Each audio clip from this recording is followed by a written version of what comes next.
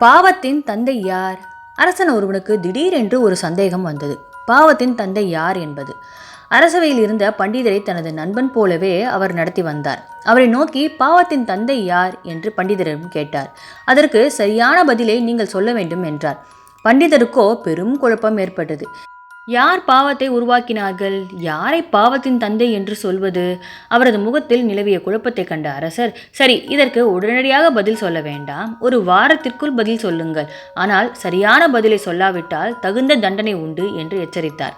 வீடு திரும்பிய பண்டிதர் தனக்கு தெரிந்த நூல்களை எல்லாம் புரட்டினார். சரியான பதிலை காணோம். தெரிந்தவர்களிடம் கேட்டு பார்த்தார். அவர்கள் உதட்டை பிதுக்கினர். நாட்கள் கழிந்தன.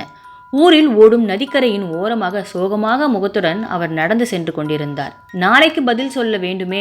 அவர் முகத்தில் நிலவிய குழப்பத்தை பார்த்த தாசி ஒருத்தி பண்டிதரை அழைத்தார். என்ன பண்டிதரே, எப்பொழுதும் உற்சாகமாக போவீர்கள், இன்று ஒரே சோகமாக இருக்கிறது முகம், என்ன விஷயம் என்று கேட்டார். பண்டிதர், பாவத்துக்கு தந்தை யார் என்று தெரியாமல் தவிக்கிறேன் அம்மா என்று புலம்பினார். அட, இது தெரியாதா? எனக்கு தெரியுமே என்று அவள் லேசாக சொன்னாள். பண்டிதருக்கு தூக்கி வாரி போட்டது. இவ்வளவு நம்பிக்கையுடன் சொல்கிறாளே, பதில் தெரியும் என்று பதிலை சொல்லேன் என்று கெஞ்சினார் பண்டிதர். சொல்கிறேன், ஆனால் இங்கல்ல, எனது வீட்டிற்கு வாரும், அங்கு வர தட்சணையாக ஒரு தங்க காசு தருகிறேன் என்று அவள் ஒரு பொற்காசை தந்தாள். அதை வாங்கி கொண்ட பண்டிதர் தன் மனதிற்குள் இதற்கு பிராயச்சித்தம் செய்து கொள்ளலாம் என்று தனக்குத்தானே சமாதானம் சொல்லிக் கொண்டார். தாசியின் வீட்டை அடைந்த பண்டிதர், இப்பொழுது பதிலை சொல்லேன் என்றார். என் படுக்கை அறைக்கு வாருங்கள், 20 பொற்காசு தந்து பதிலை சொல்கிறேன் என்றாள் அவள். பண்டிதர் அவளது படுக்கை அறைக்கு சென்றார். அடடா, என்ன அற்புதமான சயன அறை! சரி, இப்பொழுது பதிலை சொல்லேன் என்றார் பண்டிதர். வந்தது வந்தீர்கள், என் மடியில் அமர்ந்து கொண்டு பதிலை கேளுங்கள், வாயில் கொஞ்சம் சுவையான மாமிசத்தை வேறு சாப்பிடலாம் என்றாள் அவள். சும்மா உட்கார வேண்டாம், 100 பொற்காசுகளை தருகிறேன், என் மார்பை அலங்கரிக்கும் வைர மாலையையும் கூட தருகிறேன் என்றாள் அவள். பண்டிதருக்கு அவள் மார்பில் அலங்கரிக்கும் வைரமாலை கண்களை கவர்ந்தது. சரி, பெரிதாக பிராயச்சித்தம் செய்து கொள்ள வேண்டியதுதான் என்று அவர் மனதை சமாதானப்படுத்தி கொண்டு அவள் மடியில் படுத்தார். ஒரு மாமிச துண்டை கையில் எடுத்து வாயில் போட இருந்த தருணம் அந்த தாசி திடீரென்று எழுந்தாள். பண்டிதரை தூக்கி தள்ளியதோடு பலார் என்று ஒரு அறை அவரது கன்னத்தில் விட்டாள். பண்டிதர் துடிதுடித்து போனார். இப்பொழுது தெரிந்ததா விடை? பாவத்தின் தந்தை யார் பண்டிதரே? பேராசை. தெரிந்ததா பதில்? தாசியின் குரல் பண்டிதரின் மனதில் ஆழ பதிந்தது. அவருக்கு ஒரு நொடியில் ஞானம் கிட்டியது.